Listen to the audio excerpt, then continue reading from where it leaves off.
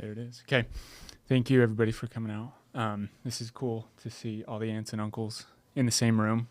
It's been a while, with all the brothers as well.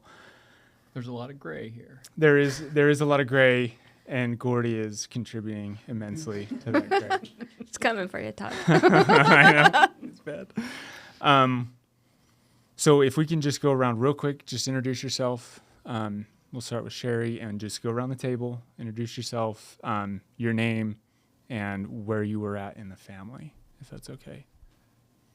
So I am Sherry. Brenda was the oldest, and I am second oldest. Thank you. I'm Diana. I was number 5 of 6 kids, and I was about 6.5 years younger than Brenda. And then Charlene's not here today, but she comes after me, and she was 7, almost 8 years younger than Brenda. I'm Susie, and I'm number 3, and I am about 4.5 years younger than Brenda. I'm David Hutching. I am Brenda's favorite brother.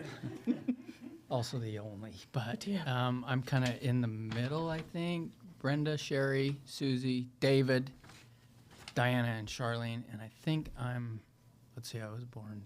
What year was Brenda born? You're 5.5 years 5.5 years, thanks. younger. Okay. I'm Angela, and if you're the favorite brother, then I'm the favorite sister-in-law, the only sister-in-law. It's true. I'm just going to read a quote that was written by somebody in our ward right after she died. It kind of exemplifies what we're doing here and kind of the idea. The sister in our ward wrote, "You boys, Gordy, Todd, Philip, Mark, and Russell, your mother has built a firm foundation of love for you to build on for a good life. The things she has taught you and the beautiful feelings you have will always be with you. They are part of you. Keep her picture nearby to remind you of her love. Talk about her to each other. Remember all of the happy times. Perhaps you could even write a book about them. Remember all your feelings. Remember to ask your dad to write them down.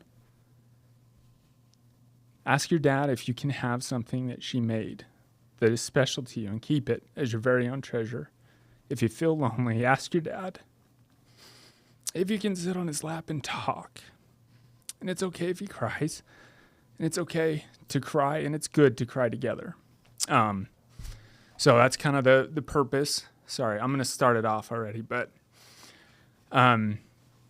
we just want to be able to have something that we can show to our kids that show them what their grandmother was like, her personality, the way that she acted, the stories or things that they can have. Because it's important for us to remember where we came from and kind of who we are, our legacy. So, with that in mind, Sherry, if you wouldn't mind starting out with your favorite memory or a great memory or a terrible memory. I don't care which one.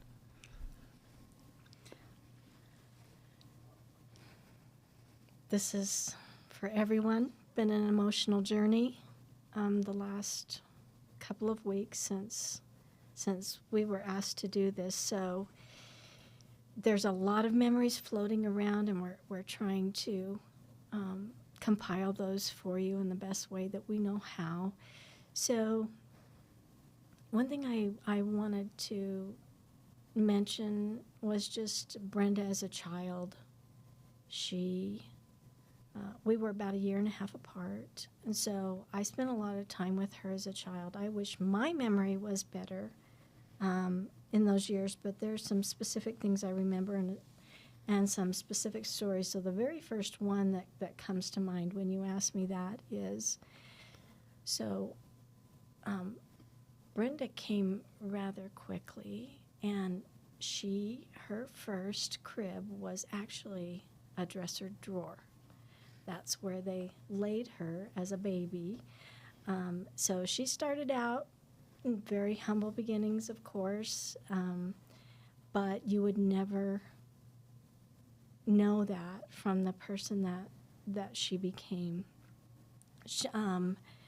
One of my very good memories of her was when we were kids. We lived in California while our dad was going to chiropractic school and working for an insurance company there. And we used to go down the street, and at the end of the street of our cul-de-sac was a lemon grove. And we would just all, well, when I say all, I mean us girls, Brenda, Susie, and I, we would climb the lemon trees with our little salt shaker, and we would peel the lemons like oranges, sprinkle some salt on there, and eat them. I don't recommend it. It's not good for your teeth, but we had a wonderful time with that. So that's one of my favorite memories. Thank you. David, you want to go next? You bet. My favorite memory of Brenda happened in Provo, Utah at the Missionary Training Center, the MTC. I was there as a missionary, and my companions, I had 2 companions, and my companions and I in our district, we were walking on the sidewalk. I don't know the road, but we were walking to the temple, which is across the street. And while we were walking, all of a sudden from behind us, a car zoomed past and screeched on its brakes, slammed on its brakes and screeched to a halt. I mean, it was, and that got our attention. We all stopped, and then the driver door flew open, and a crazy lady came running out straight at me and bear hugged me right there on the sidewalk. Well, all my companions, they were like, oh my gosh, that's a girl, Elder. That's against the rules, Elder. And then I had to, set them straight and let them know, this is my sister. It's okay. It was Brenda. And that is my all-time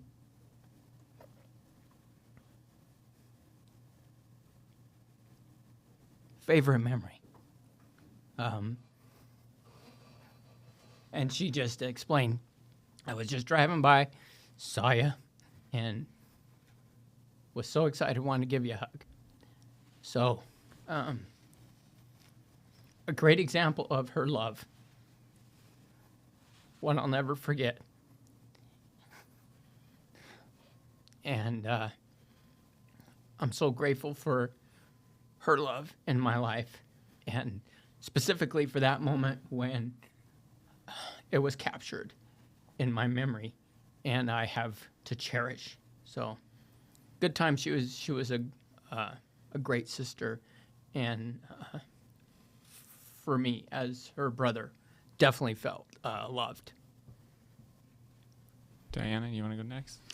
Well, I would say I love what you're doing to remember Brenda, but for me personally, she's like so imprinted on me because she was my oldest sister. She was out there ahead of all of us, kind of paving the way. And, Brenda was graduation speaker. She was seminary graduation speaker. She went to BYU. Mom and Dad would always say, are you going to do this? And I'm like, no, I'm not going to do that. Brenda did that. So just a tip for you all. If you can't compete, do something else. I went to BYU Hawaii,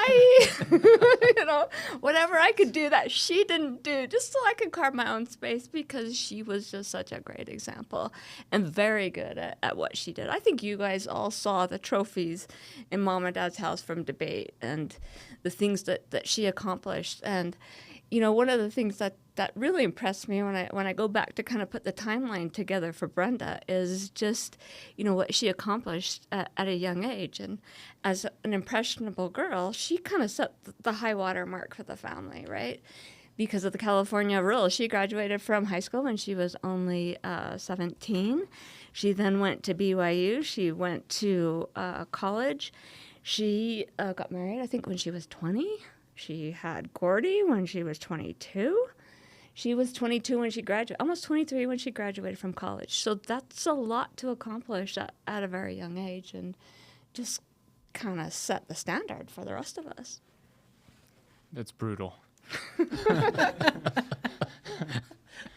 Susie, you want to go next? Oh, so thank you. Thank you for this opportunity to just reflect. The first thing that I wrote down was shoe shopping. So Brenda was a petite. She had really small feet. She was a petite gal. She wasn't super tall, but she had very small feet. I have small feet, but she had very small feet. I think she wore a size 5 in women's shoes. So at the mall every year at Baker's shoe store, they would have their yearly clearance sale. And they would put out all their shoes that they hadn't sold or whatever for $3, $5, and $7. And we would go, Sherry and Brenda and I would all go. I don't know if anybody else went. And they always had size 5 shoes, the cutest shoes ever. And she could wear the heels and rock them. So she always had really cute shoes, and we could never borrow them because they didn't fit us. We were able to get a few things, but even though she had tiny feet, there is nobody that could fill those shoes. And after she died, we all jumped in and we tried. And even during her lifetime, you just couldn't fill those shoes. But she did set a path, and we followed a lot in her footsteps. Some of us took a few side steps. I think we all took a few side steps if you look at Brenda's life. But she set a path for us with those tiny feet. That's great. And Angie, like something just before you start, but it was probably a miracle that you guys moved so close to us right before she died, because it was probably a huge thing for my dad, just being able to rely on you guys the most for helping us out when he couldn't, you know. So I remember a lot of afternoons at your guys' house. So thank you for Also, doing that. And everybody kids stepped up. loved it. We loved it. It was like Susie said earlier. It was a privilege. It was. Sorry, go for it. I won't interrupt. Okay, well, I didn't know Brenda very long. David and I got married in 91, and she died in 95, 96. 96. So, 5 years. Yeah. So but my memories of her, my favorite memory of her, and I'll share that first, but most of the memories and the things that I wrote down today had to do with her parenting style, because I watched her a lot, because we did live close. And because I was a young mom with, little kids and not knowing how to parent, I watched her a lot. And so most of my memories and the things that I wrote down all had to do with how she parented you guys. But my favorite memory about that was we were driving down 2200 West. I don't remember where we were going. We must have been going to Grandma and Grandpa's Hutching's house. And we were in the white VW bus. Oh, yeah, we love that van. The hippie van. So we're in the white VW bus, and she was talking about how she just gotten a speeding ticket. We were going down, and she's like, I have to slow down. I just got a speeding ticket here the other day. And she's like, I was having a conversation with Gordy, and I was so wrapped up in this conversation that I was having with Gordy that I wasn't paying attention to what I was doing, and she got a speeding ticket. And she was just so joyful, so excited about this, like, adultish conversation that she'd been having with Gordy, that he had reached a point where she could have intelligent conversations. And me, like, I got little toddlers that are drooling still, and, I'm like, intelligent conversation with a kid, that's never going to happen. But she was so, just the joy that I saw in her face and how excited she was to tell me about this conversation that she'd had with Gordy, and how excited she was that she could interact with him on more of a big kid level than she found great joy in that. She loved being a mom. I hope so. Before we move on, I'd like to share just something from Charlene.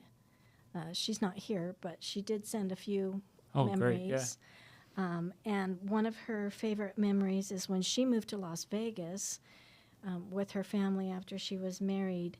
Brenda painted a little wood sign for her that said, "Grow where you are planted." It was a pretty big deal to leave home and go that far away. But she said that bit of encouragement has stuck with her through many moves and life experiences, and she was touched in her heart in a way that really stuck with her. Oh, that's great. And when she died, you were in Las Vegas, correct? No, Did you move back at that we point? were in Riverton. It was Oh, you hadn't moved down. right. It was a Oh. couple years before we had That's gone right. to Vegas. Okay, I gotcha. So did Charlene move down before you? Yes. Oh, I didn't know that. So thank you for sharing all that. Is there anything else that you guys want to share specific memory wise before we move on to my questions? Okay. So we'll do another round of popcorn if that's okay. Okay. Oh man, boy, the Go for it. floodgates have opened. Oh, good. When we lived in California, okay, I was the naughty child and she was obedient to a T, and I was the naughty child, and I had done something and got her to chase me. That was really fun. So I was running around the house, and I don't even remember what it was all about, running around the house, and then I went out of the patio door. It was a sliding glass door. I went out, and then I shut it behind me. She, not realizing that I had shut the door, had put her hand through the glass, and it cut her wrist very severely. But of course, I don't know if you guys ever saw the scar or even realized she had a scar there, but She told me about it one time. you're welcome. I really, You mean I'm sorry? I always felt really bad about that particular situation, but bless her heart, she got through it.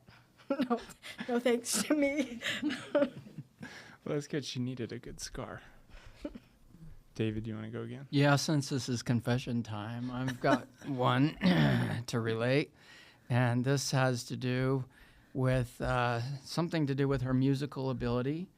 She was very talented, played the audio harp. I guess that's a handheld kind of harp piano-ish thing.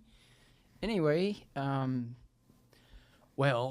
the confession part, one day, one of our Indian placement student brothers, who will remain nameless, but whose middle name was Chi, approached me about how to scare Brenda. And had a good plan, actually. But I, being the good favorite brother that I was, I warned him that that was probably not a good idea. And he decided to go ahead on his own, I might add. So he placed a little something under the audio harp. The little something was a rubber snake. And I guess he didn't know Brenda's background about having been very close to a snake one time out in nature when my dad was taking a picture of her standing by I think it was sagebrush. Correct me if you all know any details. But anyway, she was very close to a rattlesnake, and my dad killed it with a rock. Well, back to the not so good idea. He placed this rubber snake under the audio harp on her bed. And of course, she came down, picked up the audio harp to play it or practice, and let out the most blood-curdling scream. I can still hear it today. And my mom heard it upstairs and came running down, and I quickly let her know who the guilty party was and who was not the guilty party, and she took after him. But that stayed in my mind about Brenda and kind of a prank that we pulled that we probably shouldn't have, that I had some knowledge but was not responsible for. Again, not responsible for. But as a sister, she took that in good stride, and although it scared the daylights out of her and probably PTSD from the rattlesnake incident before, she was very gracious. She didn't. Mom was not so gracious. Punishment was served. So justice was That's delivered. good. Gordy knows that Mom didn't like snakes. So anytime there was a a garden snake or anything, any sort of snake, it was Corey's job to go. Take it inside. Oh, there were no snakes allowed inside. I can tell you that right now. I'm going to squeeze in here. I had a propensity for going into our neighboring field and catching garter snakes and then bringing them home and showing them to my mom. Look at my new friend. Look how great this guy is. Can he be our pet? Can we keep him? And we quickly developed a rule of no snakes in the house. They can be in a bucket in the garage. And mysteriously, after Dad got home, or overnight, the bucket would be empty and the snake would be gone. And I'd have to go find my friend again the next day. You kept catching the same snake. Snake needs milk. My mom did not like snakes at all. But Diana, do you want to go next? Yeah, I think you know that we grew up without a TV in our house. It was something that Mom and Dad didn't think we needed. But Grandma and Grandpa had one, so invariably on Saturday nights we would find ourselves down at Grandma and Grandpa's house. They'd be around the table talking with, the older people, and we'd be fighting it out about what we're going to watch on TV. Brenda was the oldest. She usually got what she wanted, and it was always The Love Boat. Oh, no.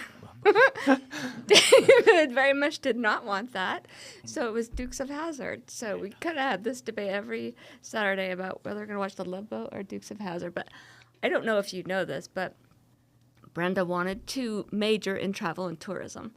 She was very interested in traveling, and she did some traveling in Europe and took a trip there, brought us back some great chocolate. That was fantastic. But she ended up changing the major to, I think, family finance and counseling, something like that, something a little bit more, less exciting, more applicable to her daily life, I guess. But, she really was in tune with, what was happening. And I'll tell you, I got to see Princess Diana's wedding on TV. She got us out of the cornfield with this request of Mom and Dad. We got to see it live on TV.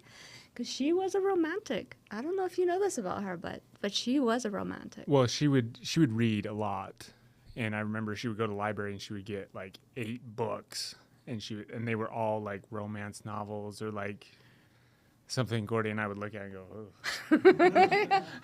But she did love to read, and she loved romance novels. I remember that. Yeah, David has a story about that.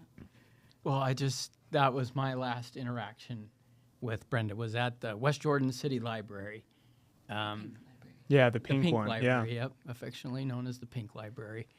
We were there doing the same thing, Bookaholics, that club, and getting those. And Brenda was there Their stack of books. with her stack of books. She was recovering She was from the surgery. Before she went into the surgery. Before she went into She was surgery. pretty prepared, so she had her reading material.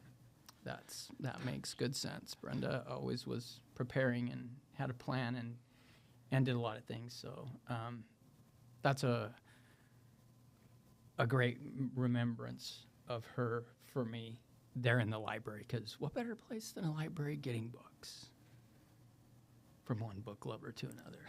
No, that's great. Susie, do you want to go next? Well, in Brenda's defense, she didn't only read romance novels. It just seemed like that to Gordy and I. I saw her one time with a copy of The Holy Temple on the driveway at Mom and Dad's house. I don't know. She was asking Dad's questions or something. I don't know. So she did read other material as well. So, which got her where she is now, I guess. Another memory that I have is in 1976, our family took a trip. We called it our bicentennial trip, and we went back east and visited a lot of the America history sites. As part of that trip, we went to Boston, and most of the time we ate peanut butter sandwiches in the park. But in Boston, one night, Dad took us to a restaurant. And as was his custom, he ordered for everybody. And he ordered for us steamed clams. Remember the rubber clams? I don't know what this doesn't sound good. They were rubbery and gritty and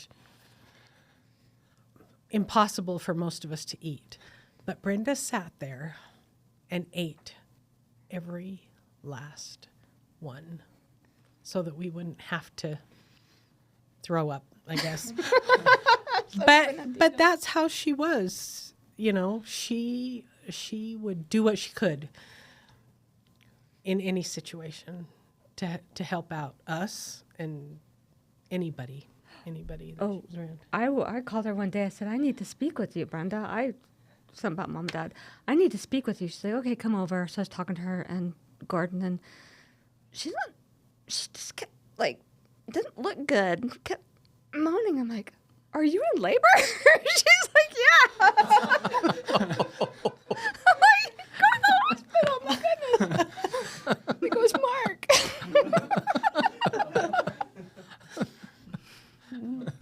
Oh, dear.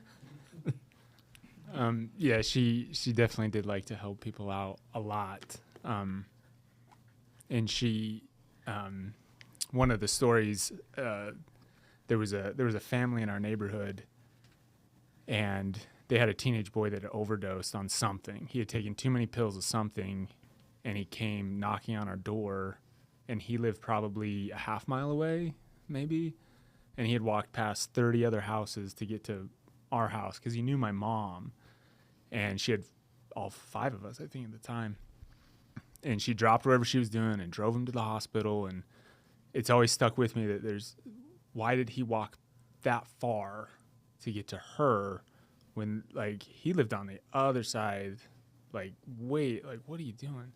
So it's something that stuck with me, is why her? You know what I mean?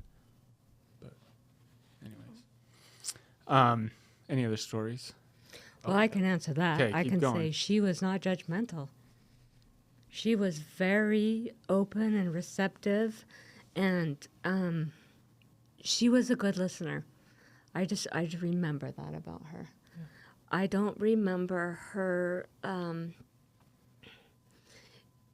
talking about her way. It was more like helping you find your way, helping you to get to your answer. And did you want to share one about Christmas? Oh, yeah.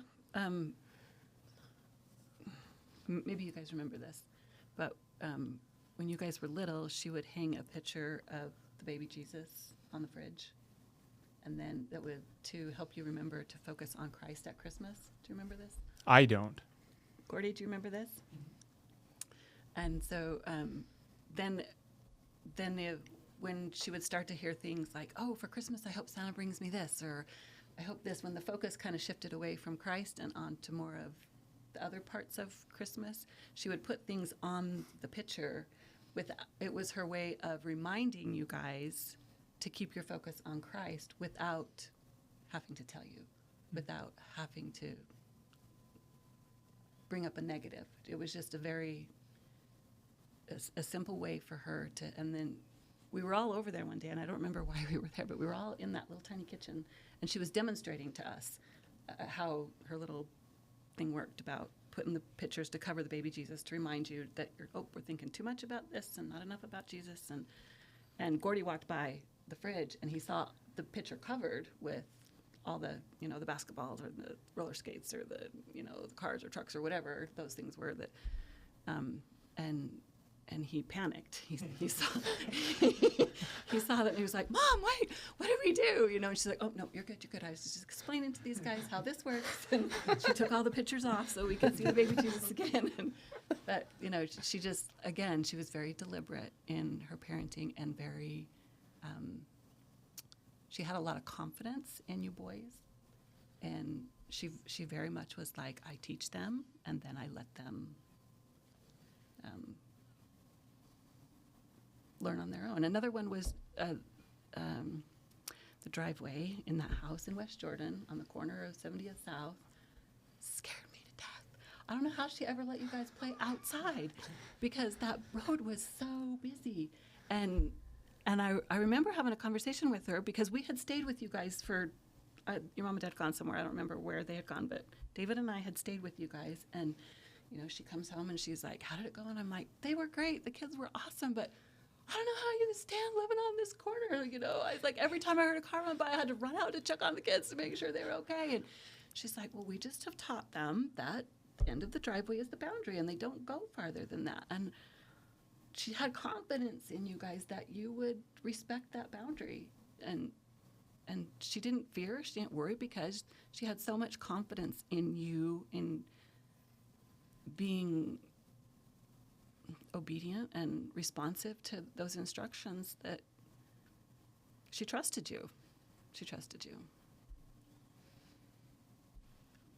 That's good. I didn't know about the driveway rule. Just kidding. Sherry, you got something else you want to say? Yes, just a personal memory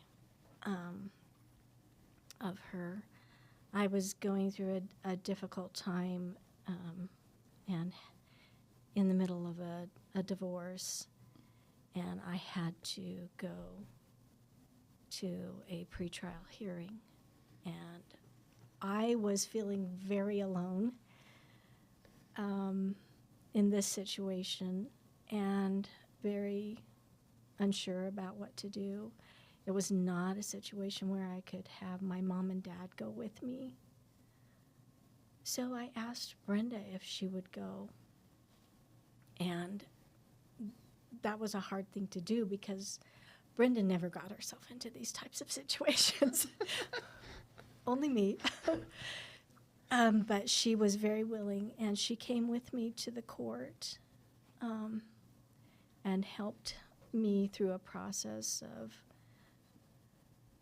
negotiating and understanding points of view and what was important and what wasn't important, and was just there for me. I remember at one point just crying, and she just wrapped her arms around me and got me through that. And, you know, when we talk about Brenda and the type of person that she was, I know that when someone dies, you know, you think about all the good things and you don't really think about the bad things. But in this case, it's so hard to even comprehend that there was anything bad.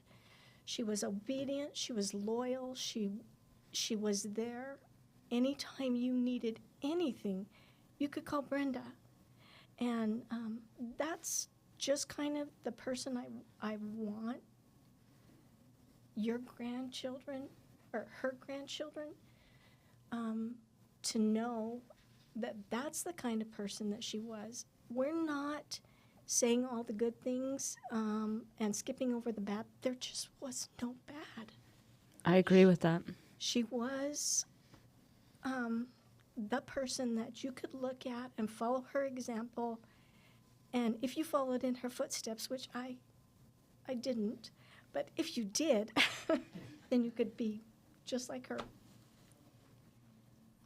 Well, and I think, too, you mentioned that, you know, Brenda's characteristic of her, she was there for people, but she was even there before you needed them. My wife, Angela, reminded me of a time when just after we were married and we moved into our first apartment, our first home together in the basement of Theron and Vida Hutching's home on Redwood Road. Would you like to share a little bit about that, Mama?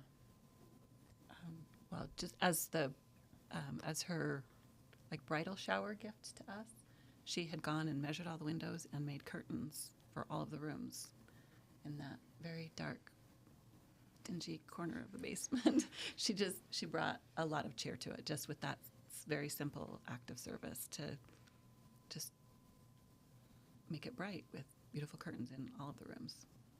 She went across town, and she had done that ahead of time, thought it through ahead of time, and it was a wonderful thing. We didn't even know it was happening, but it was awesome. We loved it.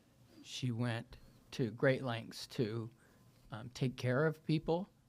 We watched that as new parents. We watched that with her boys as she raised them, and moving into the neighborhood just before she died. it was just like going back to high school where, my big sister is Brenda Hutching. Oh, okay, yeah. You had an immediate respect. Yeah. Absolutely.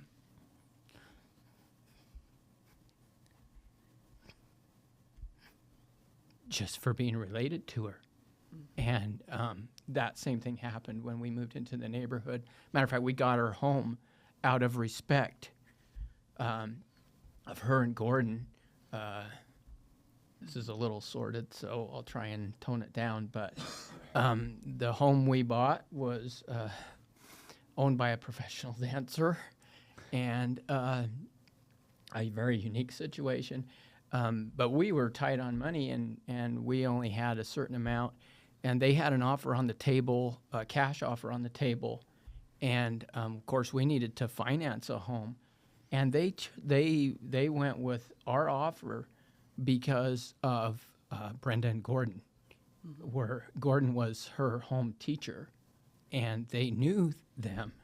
She knew them as good people for the many things that they had done for her.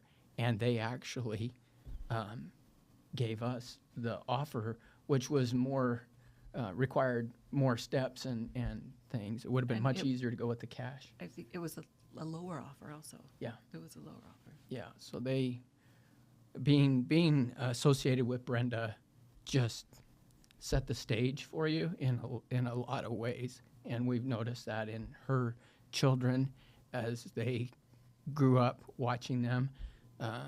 You and your brothers have all become wonderful people that, like was mentioned, she set the bar high, and I think you guys have done her proud. Thank you. Sorry, we're coming short on time, but can we go around and just take his... Do you want to go till an hour? Oh. Did you guys feel like you guys can go for like an hour? 15 more minutes? Okay. You guys All okay right. with that? Or just Phil says it's okay. This is his brainchild, so he gets to choose. Okay. Any other memories you want to go? Susie?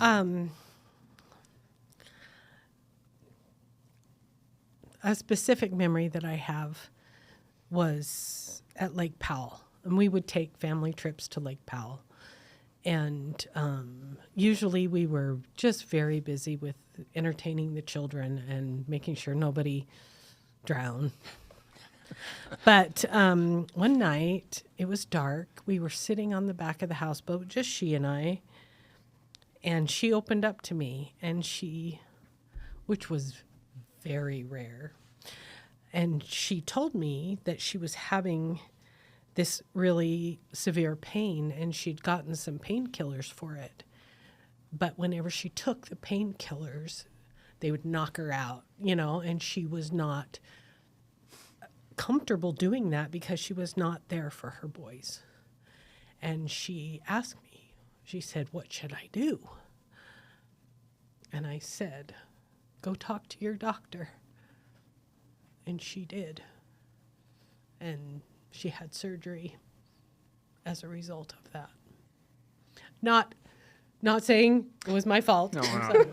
I'm sure Gordon had a few things to say as well, but that was one time that I saw in her that she would sacrifice anything, and she would be in any amount of pain for her boys. She would do that for them.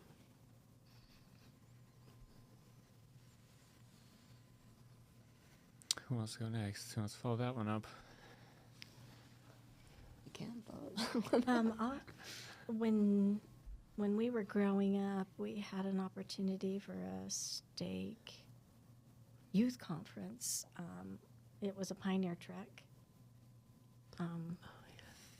Way before Pioneer Treks nowadays. A very primitive The Pioneer real Trek. one, Yeah, the real one. the original.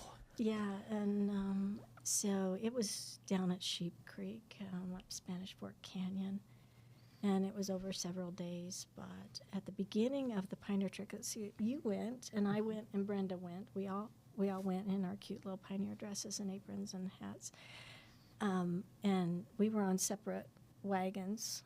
I think they split us up into wagons, and the very first part of the trek, of course, you have to go up this really big hill.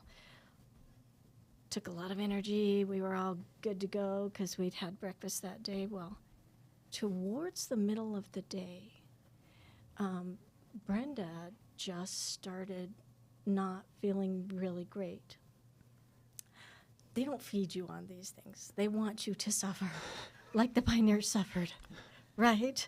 So the idea behind it was, to get rid of the physical limitations and feel the spirit and all of that. But she actually,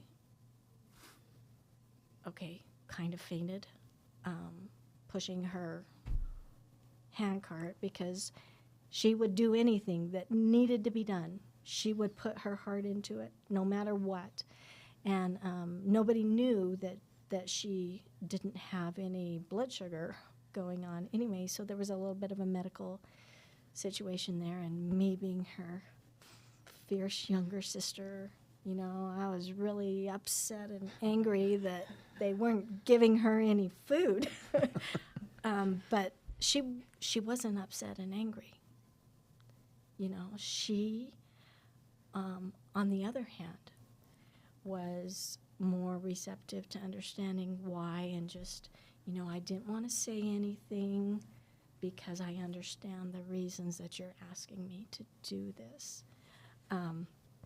Anyway, we got it all taken care of, but on that trip, she learned how to catch a wild turkey, she learned how to pluck a wild turkey and cook a wild turkey, and how to eat it.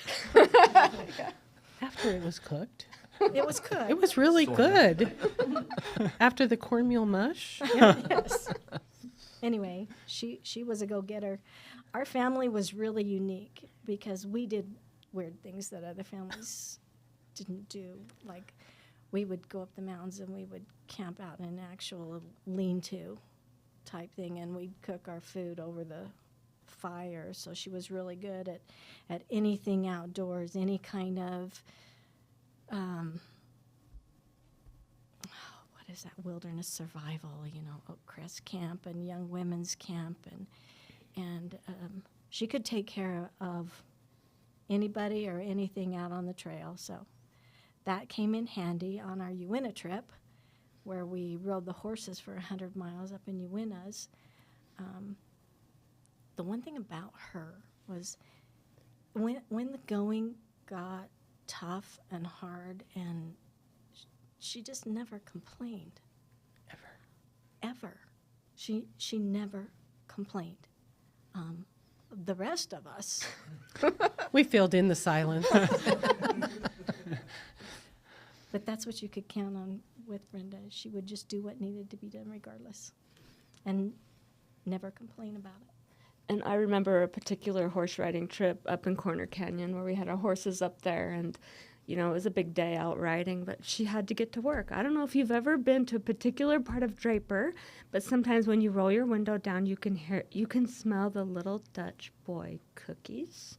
She worked there at their bakery, so we had just finished a big horse riding trip. We had to get her cleaned up and drop her off so she could go to work. I'm not sure what her job was, but I think it was to get all the broken cookies and put them in a box and bring them home to us. That was her job. Sounds like the best job. We also appreciated when she helped Gordon at his job in the mornings at the bakery, at the donut shop. Factory.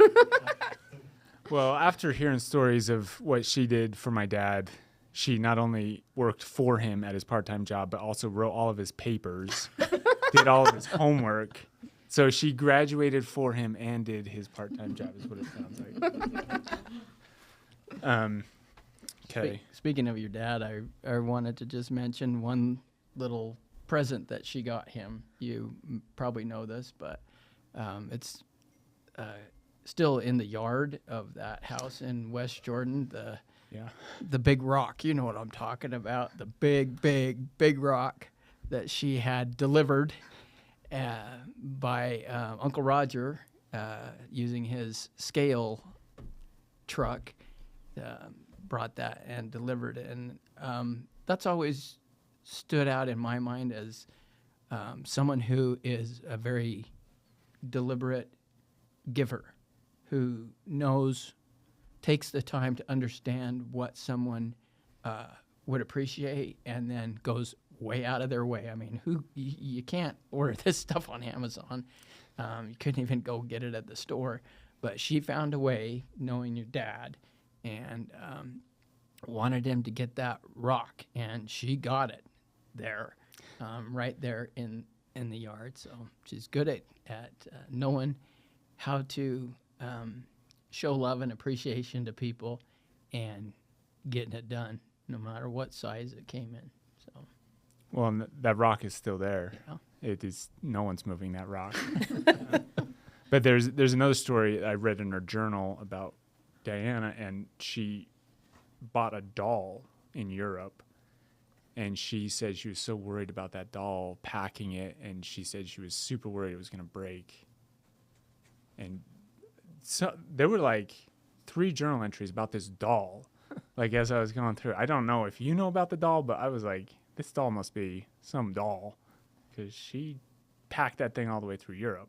I didn't remember the doll specifically, but that was pretty impressive, the things that she came home with. And Mom would always tell us how Brenda was so good with money, and all the other girls that she was traveling with were out of money like halfway through the trip, and they kept trying to borrow money from her, but she wasn't having it because she knew what she was going to get. And she never spent her last dollar. She would never be out of money. She always had that last dollar. She also never ran out of gas. She ran out of gas one time. That's, She loved to fill up on gas. As soon as it got below half a tank. She also, if I might share this story, one time,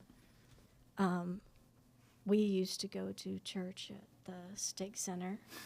It's really big. The chapel is really big, and we would sit on the front row. Well, one Sunday, she couldn't find her shoes anywhere. Well, we had to be at church on time, so she had to go without shoes, walk up the aisle and sit on the front row without any shoes. She was so embarrassed. She always knew where her shoes were after that. Remember that. She always was put together. She, even working in the cornfield, she looked good, and during the 70s, the clothes were kind of funky. But I don't ever remember seeing her wear purple plaid pants or, she always looked good, and I always envied her white lace dress. I always wanted it to borrow it. We didn't get to borrow her stuff very often, but every once in a while. The little comment about Dutch boy cookies made me think of snacks. And Angie remembered a little something about snacks. You can tell that one. You'll remember it better than me. But anyway, I guess Angie knows this. I don't remember it myself, but she was telling me how at the Haight home there was a snack rule. And there were 2 snacks for the week. And there was a For the day. for the day. When- Okay. It was for the day. 2 snacks a day in the snack cupboard. Mm-hmm. And when those snacks were gone, they were gone. And that was the end of snacks. And that deliberate teaching of this is how you govern yourself and how you manage the things that you have. Definitely Brenda. She, I don't know how, but at one time we had a whole group of files for family home evening lessons that she had handmade and used raising her children, and shared with us that we used those as well in our family. But she had been very deliberate in the things that she wanted to teach her children, and very wise. I still have puppets that she had made. Do you remember puppets about? Yeah. have those in my cabinet at home, and I was going to bring them today, that's and okay. I forgot. But puppets that she made to teach about the body and the spirit, and how when the spirit leaves the body. And my grandchildren had those out the other day, and they were asking what these were, and I was like, oh, well, Grandpa's sister made those. And then we were able to go through and have that conversation with her about, this is your spirit. When your body comes, you're together, your soul and body and spirit, and separate, and your spirit goes to heaven. And we were able to have that conversation. And, you know, I don't know if without those puppets that conversation would have come up with my kiddos, you know, but David's coming up in a few weeks. I'll send them up. No, that's great. Well, she was very wise in how she raised her boys. And my wife shared a little meme with me where it says, it was around Christmas time, and it said, 3 wise guys? Seriously? Like, you know, there are really 3 wise guys on the planet? Well, she ended up with 5. And she did that by design and by hard work and by an excellent example in teaching. She was very skilled. I watched her as we started parenting. I looked to her just down the street, and many lessons that she has left in my heart and in you boys. I can't say boys because you're men, but you wise men, 5 of them. So there are 5. We did make it. We've survived into adulthood somehow. Can I just throw in a couple more things that Charlene Yeah. sent real quick? Mhm. She just wanted to say that Brenda used to help her get ready for school and help her with their big homework projects. That was probably practice for Gordon, right? And she said that even though Charlene was the youngest, Brenda always made space for her and lent her strength to help her grow and develop. She watched over Charlene and quietly addressed her needs, whether it was jumping ahead on the row of corn that we had to weed 10 to 20 feet to catch her up, or tomatoes, and helping her pass her school projects, and loving her kids in a big way, even when they were far away. And she took care of Charlene. In fact, I think sometimes when Mom was not present due to whatever circumstance, that burden for the remaining 5 children fell on Brenda's shoulders. She was absolutely the step-in mother for all of us, all the time. I think she was our second mother. Okay, well, we learned our lesson. An hour is not long enough. Will you just talk about the death part, though? You talk about that, and then, because coming up with aren't here yet. So. Okay, perfect. So can we just go around and just talk about how her death changed you from what you were before to now, and how it would be different, you suspect? Like, and what impact she had on you as an adult? One of the very sweetest moments of my entire life was after your mother died. Gordon allowed us to go in as her mother and her sisters and dress her in her temple clothing to prepare her for her burial. And that was the sweetest experience of my life. It helped me to understand that this is her body, but she's not here in her body. She is here around us and with us. And as a matter of fact, after Brenda died, we got together as a family, and we went to the temple. And we were in the chapel, just gathering, waiting for everybody.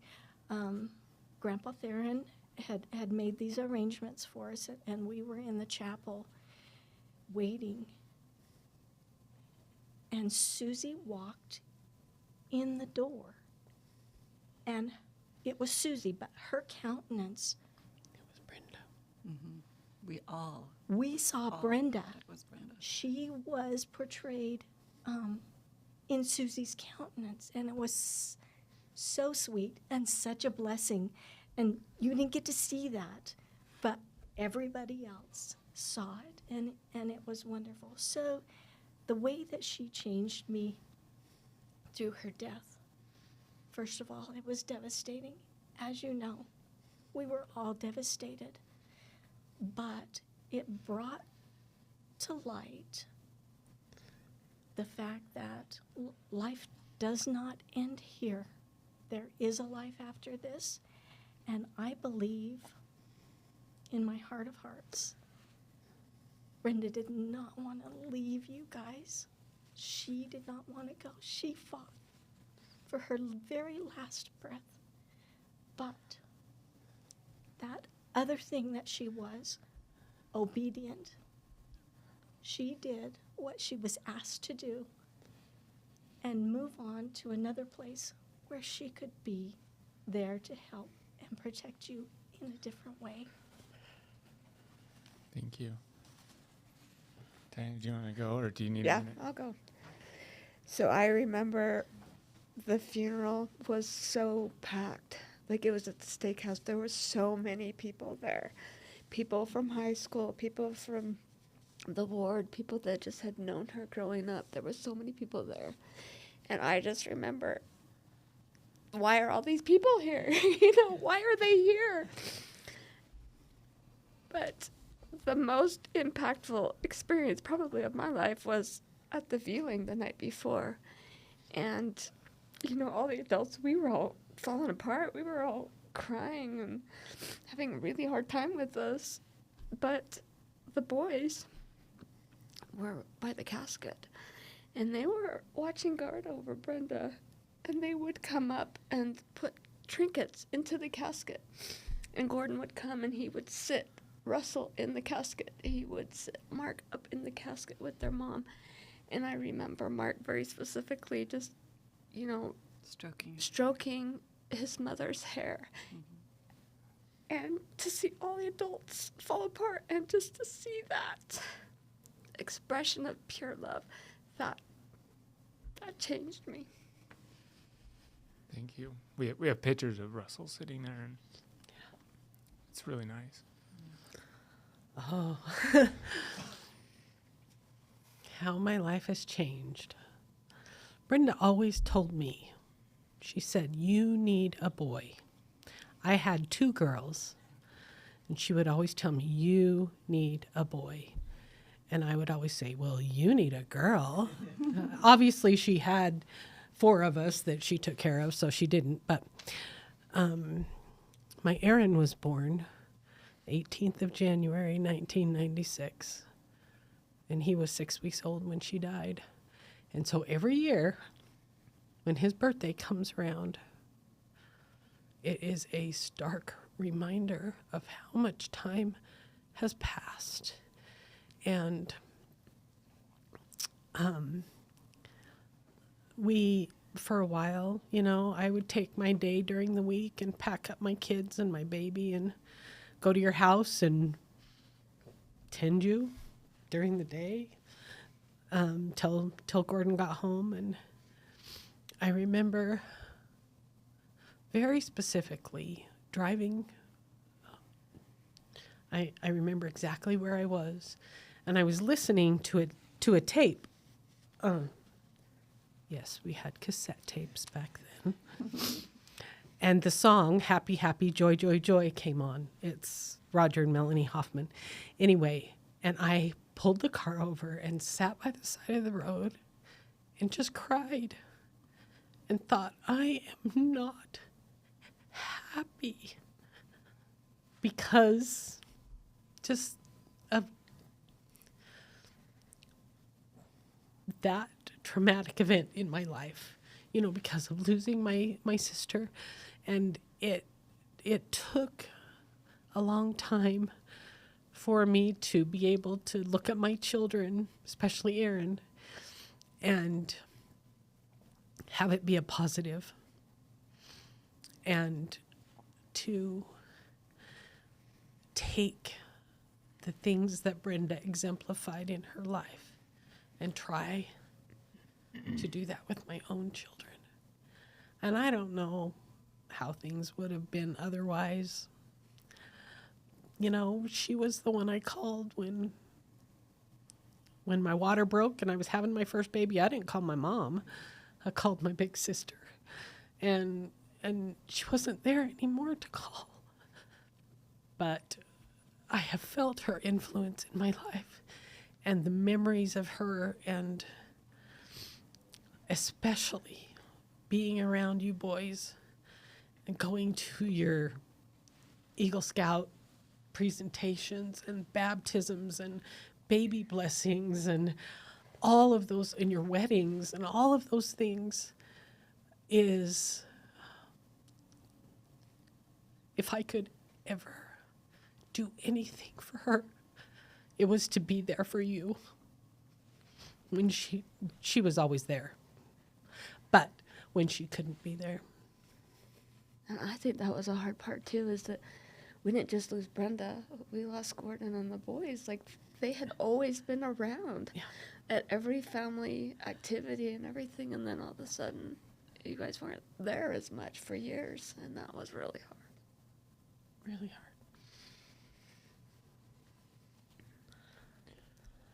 hard. I had the best big sister ever. I've had the greatest sisters ever. Next best big sister. Next. I've had great sisters, and losing Brenda has made me appreciate her.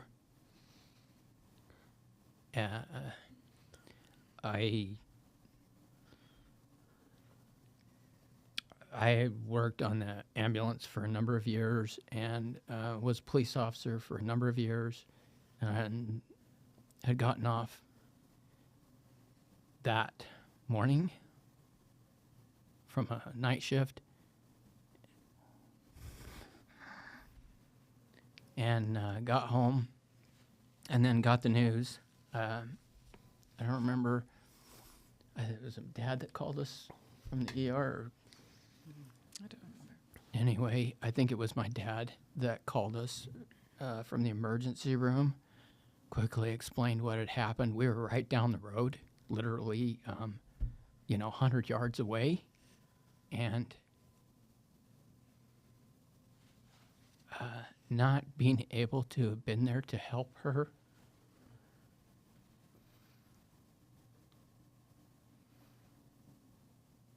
was very troubling to me. Anyway, we went over to I think you were with the kids at home. I went over to Jordan Valley Hospital emergency room, where I'd been many times on the ambulance and taken many patients there, and many that didn't survive, and stood there in the emergency room as they worked on Brenda.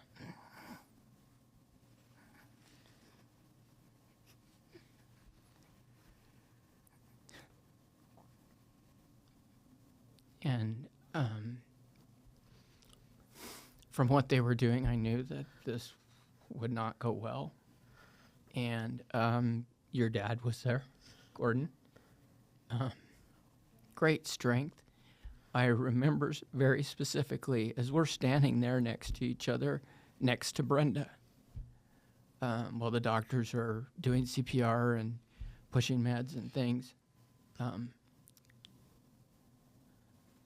Gordon being a pillar of strength, very calm, and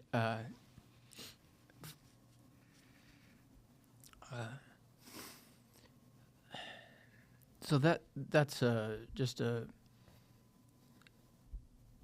the moment of losing Brenda that sticks in my mind. That being at that place as they declared her deceased, as they stopped any life-saving measures.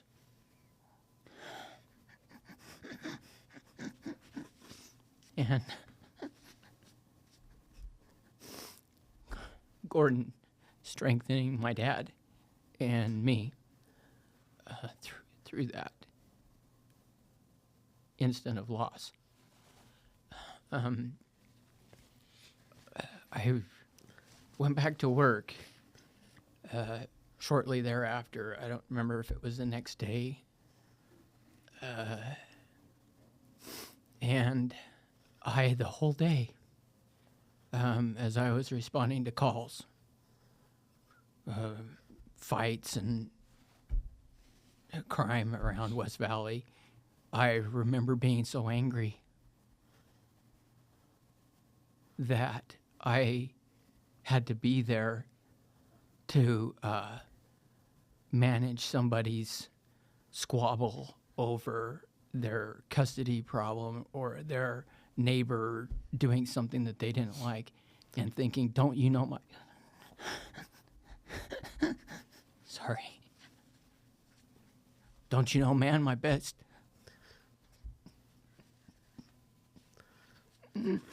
Sorry. My best big sister just died, and you think you got problems?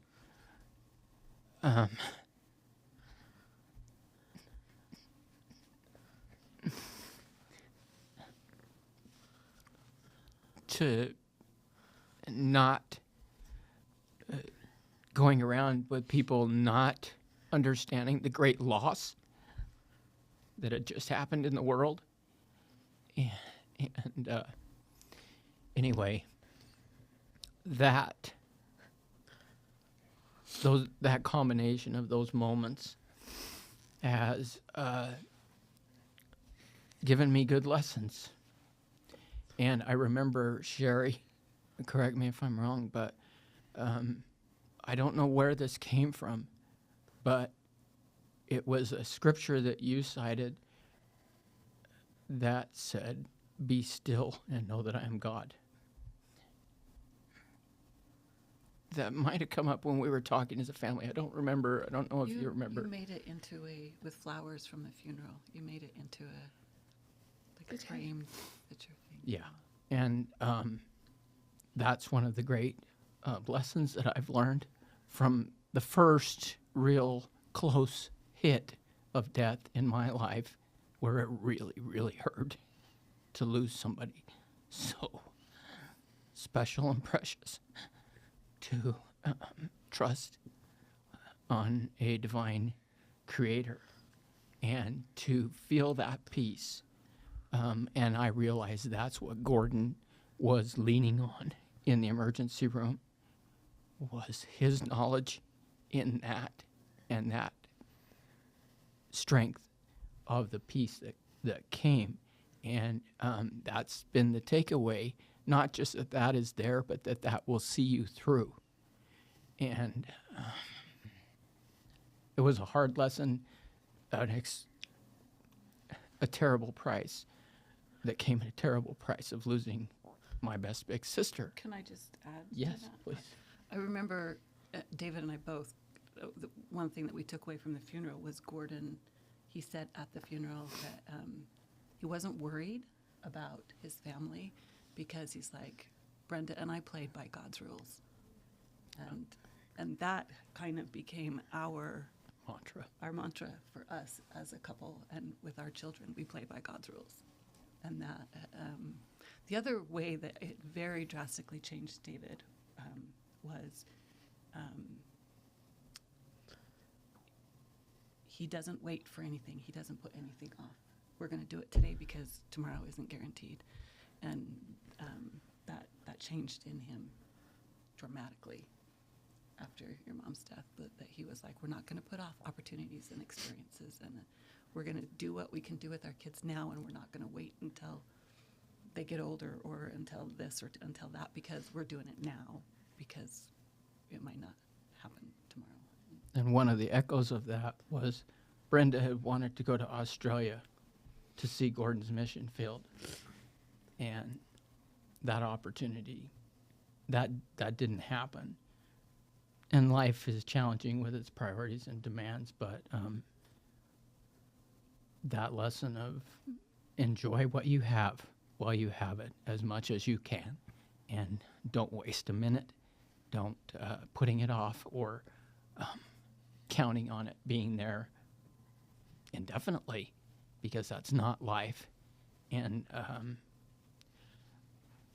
I like to think that my big sister is showing me the way every day through not just her life, but through her death, of loving deeply as she loved her children and us as siblings and her husband and the Lord and the gospel. She was a hard worker. I remember her drywalling the basement in that house in West Jordan. My big sister could do that because it was Brenda, and my other big sisters can too, and my younger sisters can too. But Brenda taught us many things in that way. And if it were different, it would just be more blessing and enjoyment. If it hadn't happened the way it did, wonderful. We would have had much more time with her, and I'd love to have gotten to know her much more as a grandparent and as a parent of teenagers, especially during the teenage years. I would have been talking to her, asking her for help, because she did a great job, and the proof's in the pudding.